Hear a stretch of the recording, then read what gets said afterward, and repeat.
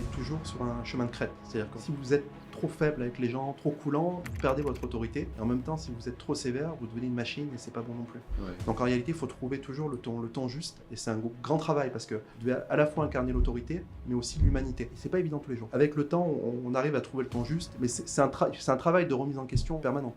C'est pas évident parce que vous incarnez quand même une autorité. Donc faut rappeler cette autorité-là. Mais en même temps, vous êtes face à des humains qui sont parfois en grande difficulté. Il faut savoir aussi les accompagner. Donc il y a vraiment ce ton-là et cette attitude à trouver sur laquelle il faut travailler régulièrement. Ça demande une qualité particulière, personnelle aussi. Il faut de l'empathie, Ouais. mais il ne faut pas non plus de l'empathie. Si vous vous mettez à pleurer avec les gens, vous n'en sortez plus. Donc il faut de l'empathie, mais il faut en même temps de une espèce de recul. Il faut beaucoup de psychologie, beaucoup de sang-froid. Quand je me suis installé, j'avais un associé qui était un bloc comme ça, qui était un peu sévère et qui m'a dit, tu sais, la plus grande qualité, Eddie, pour un huissier de justice à l'époque, il m'a dit comme ça, c'est le flair. Et je pense qu'il a raison, il y a beaucoup d'instinct, il faut essayer de sentir les gens. Parce que vous êtes en négociation permanente quand vous êtes en exécution, donc il faut essayer de comprendre la personnalité des gens. Parce que l'image de l'huissier qui vient et qui vit de la maison, juridiquement c'est compliqué, mais surtout ça n'existe plus. Ou pas beaucoup, mis à part si vous avez des biens de grande valeur, ce qui dans l'immense majorité des dossiers qui nous sont confiés n'est pas le cas. Donc on passe plus de temps à essayer de sortir la tête des gens de l'eau, à essayer de leur trouver des solutions à leur place, puisque simplement ils sont un peu dépassés, ce qu'on peut comprendre, on trouve des solutions avec eux pour régler leurs dossiers, pour l'immense majorité d'entre eux. Soit les personnes physiques ou les personnes morales, quand vous poursuivez des entreprises, le but c'est pas de mettre la tête sous l'eau d'un artisan, d'un commerçant, complètement. on essaie de trouver des solutions. Après quand il veut pas, il faut appliquer la décision de justice. Bonjour à toutes et à tous, Maître Abad et Maître Perrault, bonjour à vous deux. Bonjour. Bonjour monsieur le prêtre. Donc vous êtes tous les deux commissaires de justice au sein de la CELARL Abad et Perrault, qui est située à Paris. Donc on va parler aujourd'hui de votre travail au quotidien, de l'évolution de la profession, et on va parler également des difficultés que vous rencontrez. Mais on verra également toutes les opportunités que la profession offre et que la profession peut offrir pour les nouveaux entrants dans la profession. Donc merci beaucoup d'avoir accepté cette invitation. Et donc pour commencer, on va partir simplement. Si vous pouvez nous expliquer votre parcours, c'est-à-dire vous présenter et nous dire comment vous avez décidé de choisir de devenir commissaire de justice. Alors moi je suis Eddie Abad, j'ai 42 ans. J'ai grandi à Marseille, j'ai fait ma fac à Aix-en-Provence. Puis j'ai fait mon stage à Paris dans des études assez différentes. J'ai commencé par une mini-étude où nous étions deux, le titulaire et moi. Puis j'ai poursuivi mon stage dans une grosse structure. Ma femme est médecin, donc elle est partie dans le nord de la France, donc je l'ai suivie pendant 10 ans. Pour un Marseillais, débarquer dans le nord de la France, c'est une aventure un peu spéciale, mais j'ai adoré cette expérience. Et là-bas, j'ai eu 2 études, dont une étude qui s'est beaucoup développée avec pas mal de salariés et plusieurs offices en France, dont l'un était à Paris.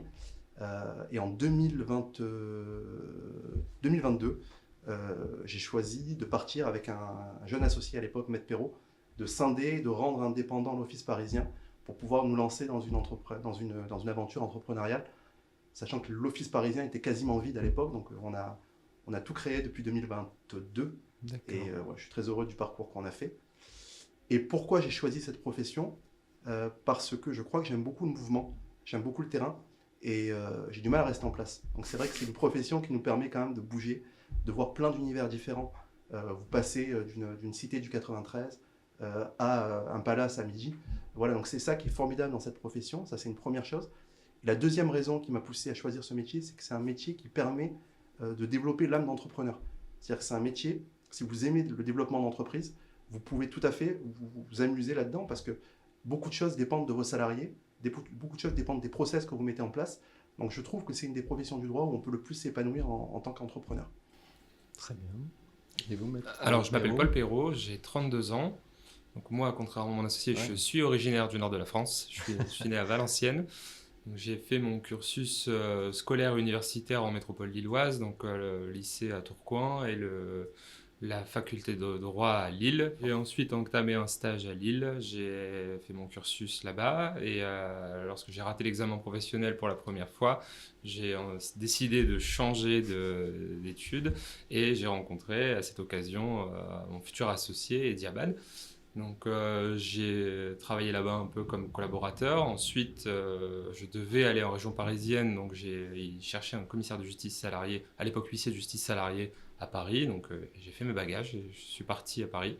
Et finalement, à peine arrivé, un associé était nécessaire. Donc j'ai acheté les parts de VMA à l'époque. Et on a profité de notre bonne entente et de notre envie d'entreprendre pour séparer l'office, comme il a pu l'énoncer préalablement. Et on a monté cette étude ensemble. Et c'est un parcours dont on est très fiers. D'accord. Il est modeste, donc il a oublié de dire aussi qu'entre-temps, il a eu son examen. Oui. Il a fini major de l'examen professionnel en 2020. Félicitations. Deuxième essai. Deuxième essai, mais major. Donc très bon. Merci donc pour cette présentation d'abord. Et donc, est-ce que vous pouvez nous dire quel est le rôle d'un commissaire de justice? Puisqu'on a souvent une image d'un commissaire de justice avec des expulsions, du recouvrement. Quel est le rôle d'un commissaire de justice? Est-ce que vous pouvez nous décrire votre travail au quotidien dans une étude, ce que vous faites quotidiennement dans votre étude? J'ai tendance à dire qu'il y a trois zones. Je parle pour un huissier de justice parisien qui a normalement une matière assez diversifiée. Il y a la zone traditionnelle, donc le recouvrement de créances, l'expulsion et plus généralement l'exécution des décisions de justice. Il y a le constat également, qui est une matière assez importante ici en région parisienne, qui permet dans à peu près tous les domaines du droit de se constituer une preuve qui peut derrière servir devant un tribunal ou non. Et il y a aussi l'accès juridique pur, donc c'est-à-dire ce qu'on appelle la signification, mais aussi la rédaction d'actes. La signification, dans le sens que je l'ai énoncé, c'est pas simplement prendre un document et aller le ramener chez la personne. Il y a tout le travail de conseil au préalable, de rédaction, qui peut toucher à peu près tous les domaines du droit, du bail commercial au bail d'habitation, à la rupture d'un PAX ou une déclaration d'appel. Ok, très bien. Maître Abad, vous avez des choses à rajouter? Non, il a été complet. Mais c'est vrai que la partie la plus connue, c'est la partie exécution d'une décision de justice. Ouais. En réalité, c'est qu'on donne vie à une décision de justice, parce qu'une décision de justice qui n'est pas appliquée, ça reste une chimère. C'est-à-dire que vous avez votre jugement, vous êtes content, mais tant qu'il n'est pas appliqué, qu'il n'est pas mis à exécution, ça n'a pas vraiment de force. Donc il y a cette partie-là qui est très importante. Il y a la partie effectivement constat qui est fondamentale à Paris. Ouais. Le constat a tendance à se développer. C'est vrai qu'on a craint avec le développement de l'IA en se disant que finalement le constat allait peut-être disparaître. Mais en réalité, avec l'IA aujourd'hui, on peut faire beaucoup de choses et on peut tout trafiquer. Donc c'est vrai que le fait qu'un homme de loi, une femme de loi se déplace, voit quelque chose, le décrive objectivement, ça a une valeur d'autant plus forte avec le développement de l'intelligence artificielle. Donc ça, c'est oui. Après, il y a tout l'aspect chef d'entreprise aussi, parce qu'on est souvent des chefs d'entreprise, pas tous, parce qu'il y a des commissaires de justice salariés. Donc là, ça nous prend beaucoup de temps. Ouais. C'est ce que j'allais vous demander justement, comment vous répartissez les rôles au sein de votre étude, entre les responsabilités et le rôle de chacun dans votre étude, pour gérer votre étude. Sur le plan de l'activité, vraiment de commissaire de justice, on fait à peu près la même chose. C'est-à-dire qu'on se partage d'un point de vue géographique. Souvent, Maître Perrault, il est plus à l'ouest. Enfin, je dis plus à l'ouest, c'est d'un point de vue littéral du terme. À l'ouest de Paris. Oui, l'ouest de Paris. Moi, je suis plutôt à l'est, les banlieues est et le banlieue ouest. Voilà. Mais sur le plan de la gestion vraiment de l'entreprise, on fait avec nos qualités. Mon associé gère beaucoup tout ce qui est finance, comptabilité. D'ailleurs, c'est lui que vous avez souvent au téléphone quand il faut régler les choses. Il adore ça, il le fait très bien. L'aspect juridique aussi, il adore le droit. Moi, je suis plutôt, moi, ce qui me plaît beaucoup, c'est le management, le recrutement, la stratégie, les organisations. Ça passionne. Donc, c'est plutôt mon domaine. Donc, on se répartit comme ça. Vous faites tous les deux des constats, etc. Tous les deux des constats, tous les deux des saisies. Et ensuite, en interne, vous êtes dispatché un peu les activités. Exactement.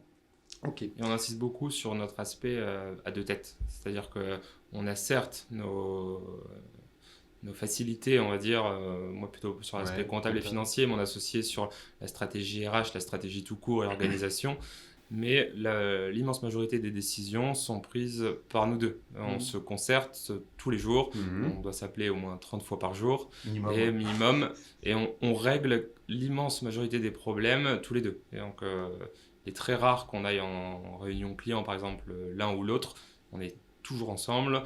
Lorsqu'il y a une réunion stratégique chez l'expert comptable, notamment, on vient toujours ensemble et on insiste beaucoup sur notre aspect à deux têtes. L'aspect humain est important en fait dans les études entre associés, je pense. Oui, il y a plein de confrères qui disent moi je pourrais travailler avec un associé que j'aime pas beaucoup, tant qu'on est complémentaires. Nous, on est peut-être deux affectifs, mais on arrive. Moi, je suis incapable de bosser avec quelqu'un que j'apprécie pas et avec qui j'ai pas envie d'aller boire une bière ou aller au resto. Je pense que c'est important aussi, cet aspect-là, dans les études, puisqu'on voit beaucoup de problèmes dans les études, Ouais. avec des problèmes d'associés, etc. Ok. Donc maintenant, je vais vous parler de l'évolution de la profession, puisque j'ai remonté dans l'historique de la profession. Avant, on avait des anciens huissiers qui étaient sous la forme d'entreprises individuelles. Ensuite, on a eu la formation, la création des SCP. Ensuite, vers les années 2010, on a vu apparaître tout ce qui est société d'exercice libéral, donc les CELAR, les CELAS. On a eu des regroupements, beaucoup d'études se sont regroupées sous la forme de holding, etc. Et on a aussi dernièrement tout ce qui est la fusion entre les commissaires-priseurs et les huissiers, qui ont formé donc la profession de commissaire de justice. Donc je voulais savoir comment vous avez appréhendé toutes ces transformations que vous avez vues sur le territoire et au niveau de votre profession, et comment vous, en interne, vous êtes réorganisé pour justement répondre aux demandes. Il y a vulgairement ce qu'on appelait les études Macron, donc en réalité Ouais.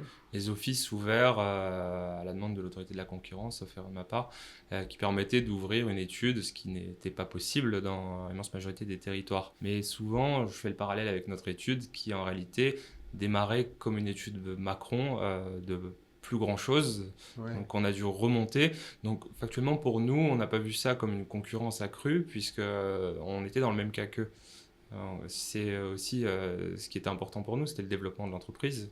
Et donc le développement via une Macron était à peu près similaire à ce qu'on avait. Les problèmes peut-être en moins. Aujourd'hui, les études Macron ne sont pas une concurrence accrue chez nous, puisqu'on n'est peut-être pas dans les mêmes domaines. Alors c'est vrai que l'office qu'on a racheté, c'était un office qui est très ancien, qui datait de 2019. Mais en réalité, le titulaire est décédé et les clients sont tous partis. Donc on s'est retrouvé avec un office vide. Comme disait mon associé, il n'y avait plus rien. À tel point qu'on allait faire des constats à Mantes-la-Jolie à 2 heures de route pour des histoires de punaises de lit. Alors nous, on a quand même géré 50 salariés, on faisait plein de choses. Et là, on se retrouvait vraiment à repartir de zéro. Bon, ça a été une belle expérience. Ça nous a un peu appris l'humilité aussi, c'était bien. et effectivement, c'était un peu comme, pas un office Macron, parce qu'on partait pas de rien, mais il restait vraiment pas grand-chose. D'accord. Donc là, il a fallu vraiment qu'on devienne des vrais entrepreneurs, qu'on essaie de trouver ce qu'il y avait encore dans l'étude, le développer. Et finalement, le fait de développer, nos clients nous ont donné plus de secteurs. D'autres clients ont entendu parler de nous, donc ils sont venus. Et aujourd'hui, on a une quinzaine de collaborateurs en 3 ans et les choses tournent pas mal. Donc je pense que quand on a un huissier Macron, quand on est un commissaire de justice Macron, il faut avoir l'âme d'un entrepreneur parce que sinon, vous ne pouvez pas vivre sur vos acquis. Donc il faut repartir de zéro et il faut construire comme un entrepreneur lambda qui a une boîte qui doit monter sans clientèle préexistante. Donc en fait, vous n'avez pas du tout été impacté par la concurrence et l'entrée de nouvelles études sur Paris. Non, pas nous. Puisque vous êtes sur le territoire de Paris. Ouais, pas nous, mais d'autres structures peut-être. Mais pas nous parce qu'on partait de rien, donc on ne pouvait pas être impacté. Ok, donc vous êtes développé en parallèle. en parallèle. Oui, c'est ça. Tout à fait, ok. Très bien. Puisqu'une étude Macron peut maîtriser sa hausse de charge aussi. Elle démarre de rien, mais elle démarre de rien en produit et en charge. Oui. Alors qu'une étude qu'on a pu reprendre, effectivement, on démarrait avec plus grand chose en produit, mais les charges fixes qui étaient toujours présentes. Donc ça a été un vrai jeu pour nous de gestion. On a repris 4 salariés qui avaient 60 ans, je crois, 59, 60 ans, qui étaient un peu traumatisés par le décès de l'ancien titulaire. Et c'est vrai qu'on les a remis au bon poste, on les a remotivés et on en a fait des pépites. Enfin, on n'en a pas fait des pépites, c'était des pépites, mais qui étaient un peu éteintes. Et en fait, elles se sont révélées, elles nous ont aidés à remonter la pente. Et quand elles sont parties à la retraite, on a tout fait pour les garder plus longtemps. Mais bon, après 42 ans de loyaux service, elles ont préféré. Oui. Notamment une qui est arrivée mineure à l'étude et qui est partie à la retraite. 81, ouais. Ah oui, d'accord. 81, a retrouvé le mot de son papa dans son dossier salarié, qui à l'époque, on n'était pas nés, ni l'un ni l'autre. Donc en fait, vous avez maintenu tout le personnel et vous avez, en développant votre activité, vous avez embauché d'autres personnes. On avait pris l'engagement de garder le personnel Okay. aux liquidateurs, on a dit qu'on garderait, donc on les a gardés. Ouais, ce qui est logique. Et on n'a pas regretté parce qu'elles ont été super. Elles ont été super. Ok. Donc une très bonne ambiance dans votre étude. En fait. Oui, très bien. Ouais. On essaie. Ouais. Je sais que la profession de commissaire de justice, vous rencontrez quand même des situations parfois humaines qui sont difficiles vis-à-vis de vos clients. Comment vous réfléchissez, comment vous organisez ces relations et comment vous réagissez en fait. En fait, on est toujours sur un chemin de crête. C'est-à-dire si vous êtes trop faible avec les gens, trop coulant, vous perdez votre autorité. Et en même temps, si vous êtes trop sévère, vous devenez une machine et c'est pas bon non plus. Ouais. Donc en réalité, il faut trouver toujours le ton juste. Et c'est un grand travail parce que vous devez à la fois incarner l'autorité, mais aussi l'humanité. Et c'est pas évident tous les jours. Mais avec le temps, on arrive à trouver le ton juste.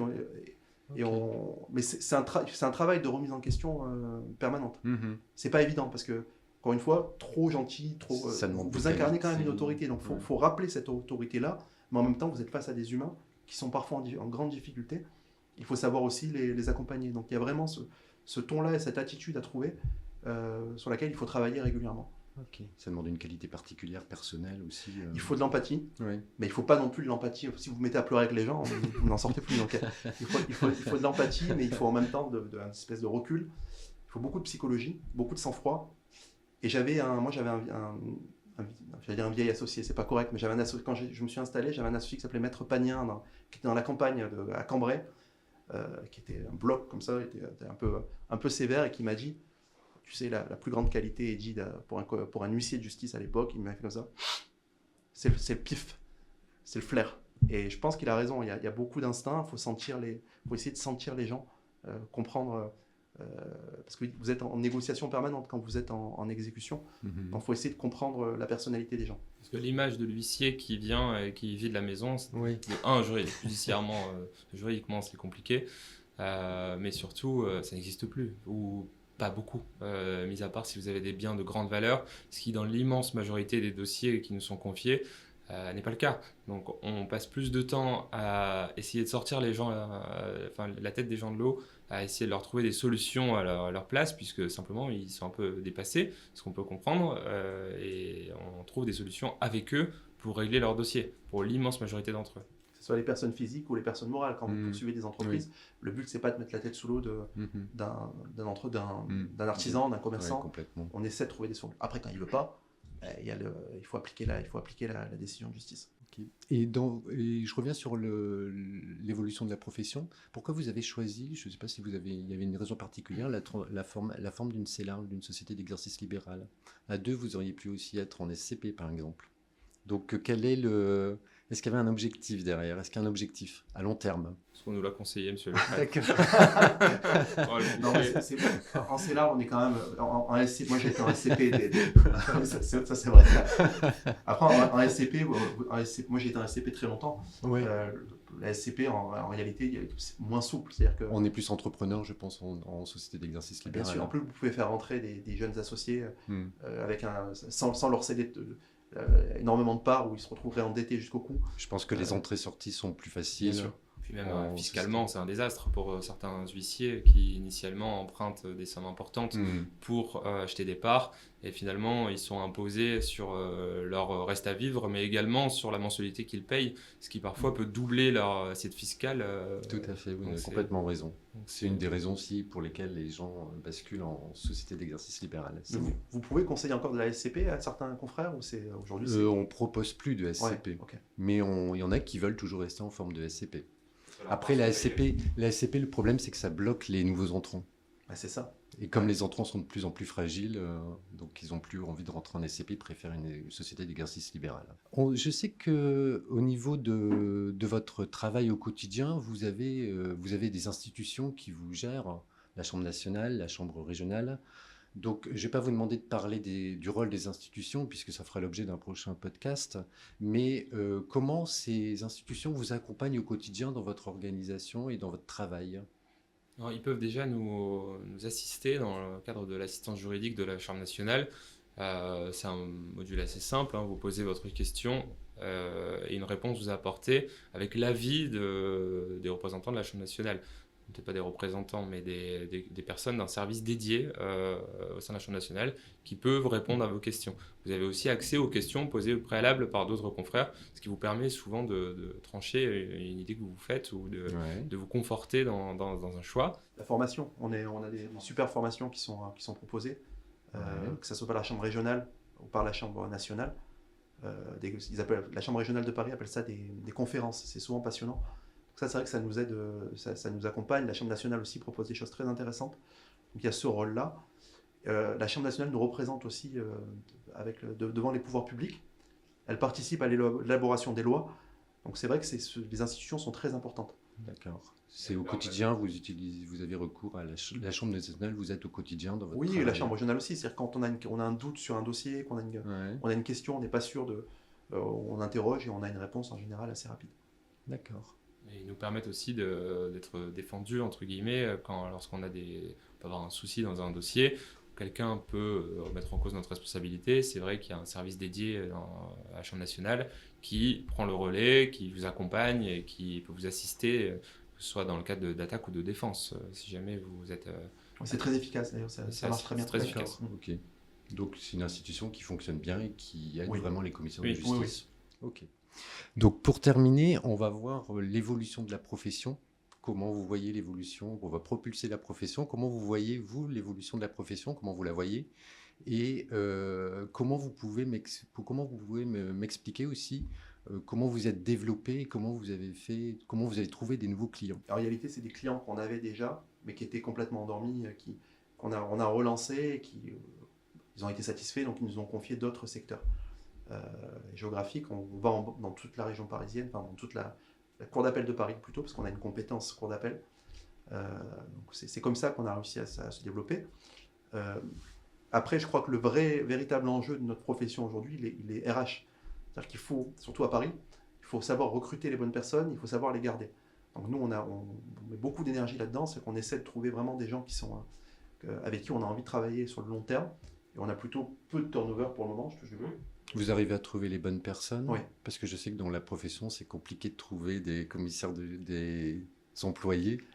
Pour le moment, on y arrive plutôt pas mal. Et vous faites appel à qui pour on met des annonces. Les gens, après, c'est le bouche à oreille, c'est-à-dire que les gens parlent entre eux, ils savent que l'ambiance à l'étude est plutôt agréable. Donc ça joue on n'a pas de gros problèmes de recrutement. Ça peut dépendre des postes. J'ai une fille qui travaille à l'étude depuis quelques mois, on a retrouvé grâce à une annonce pour un job étudiant. Donc, en fait, vient quelques heures par semaine. Donc chaque poste a potentiellement un canal pour le recrutement, et ça se passe en général assez bien chez nous. Et pour le recouvrement, on a aussi des anciens salariés du Nord qui étaient dans notre ancienne étude, qui ont candidaté quand on est parti, ou qui étaient partis de l'ancienne étude et qui ont candidaté chez nous. Et elles travaillent, alors pour la plupart en télétravail. Elles sont à distance. Donc dans le Nord. Dans le Nord. Ok. Elles sont 5 ou 6. Voilà. Ok. Elles viennent régulièrement à l'étude, elles sont là très souvent. Mais elles ont la majeure partie de leur temps en télétravail chez elles.